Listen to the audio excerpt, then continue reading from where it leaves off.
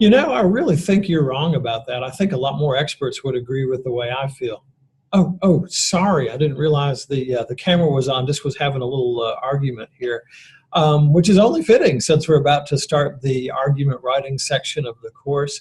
Hi there. I'm Steve Schmidt. I'm guesting here in the course of this section today, and we're going to get started with argument-based writing. And so glad that you're here and watching this segment.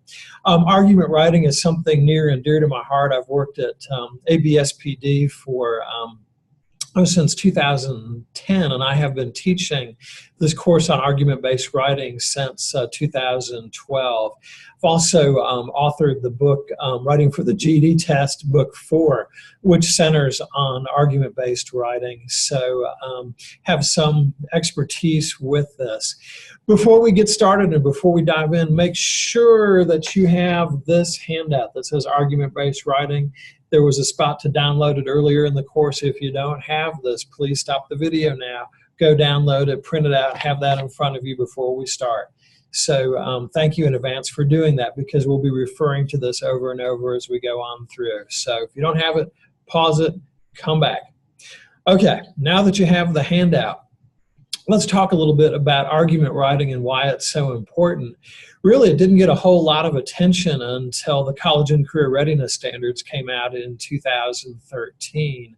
And if you'll look with me on page 3 inside your handout, you'll see all the standards for argument writing that are part of the College and Career Readiness Standards there, as well as some analysis of the shifts there, that instructional shifts, what we have to change teaching in our classroom based on these standards.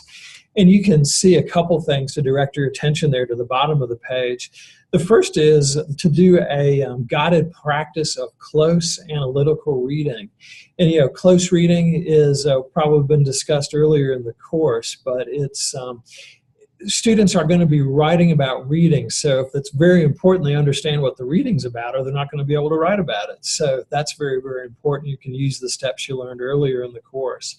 Students are also going to be asked to write about reading, so that's important as well. So they need to get used to doing that, and we'll look at in a minute some strategies we can use to help students get used to that if it's not something they do already inside your classroom. And finally, it's just not enough to say, because I said so. We really need to use text evidence. The text says this, and this evidence is better than the other evidence because blah, blah, blah, fill in the blank. So we have to get students practice doing that, and a lot of the activities you'll find here in the packet will help them to do that. So one huge reason why argument-based writing is important is because of the College and Career Readiness Standards. But another reason is that it's also part of the new high school equivalency test landscape. If I could direct your attention to page 2, you may want to read over that, because undoubtedly in your program you're giving 1, 2, or all 3 of these high school equivalencies. The GED, when it came out in its new form in 2014, was the leader in this. But they have argument-based writing prompts. And on the language arts test, it is a significant portion. Yes, students can go through and not mark anything, but they're giving up a slew of points if they do that. If you'll see the argument-based writing section of the test, where they actually are writing an argument-based argument, is 18.5% of the test. That's a lot of the test. That's roughly 1/5 of the test. So it's important that students know how to do this and do it well. Very similar with the task. The task, argument-based writing, they may have an informational prompt or an argument prompt. They could get either one. If they do have the argument prompt, it is worth roughly 17% of the total points possible on the test. So that, again, that's a significant part. The HiSET, now we're giving this also across this day, and this is really, students have to pass the argument-based writing prompt that they're given. They have to score at least 2 on that 6-point scale in order for them to be able to pass the test. So it is certainly important on all 3 of the high school equivalency tests. So how will argument-based writing look? If you're already familiar with the high school equivalency test, this will come as no surprise. But if you're less familiar with that, I want to invite you to turn to page 17 there in your handout. Just give you a second to get there.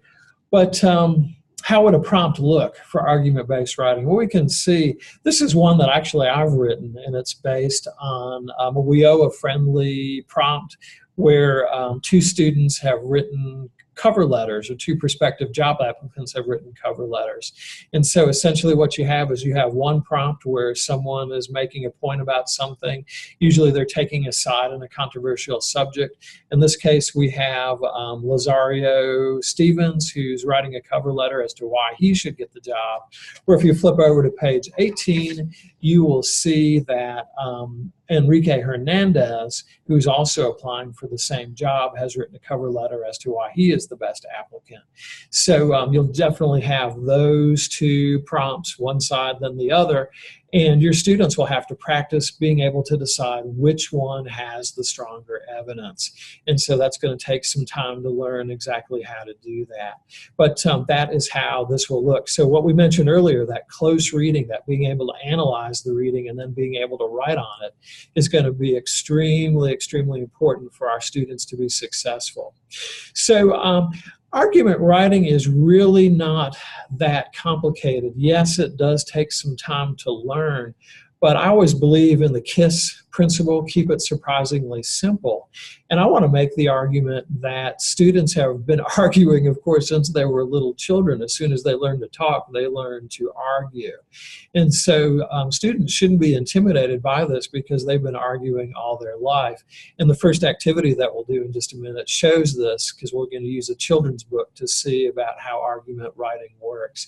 But we have number of activities you can use to help your students inside this packet.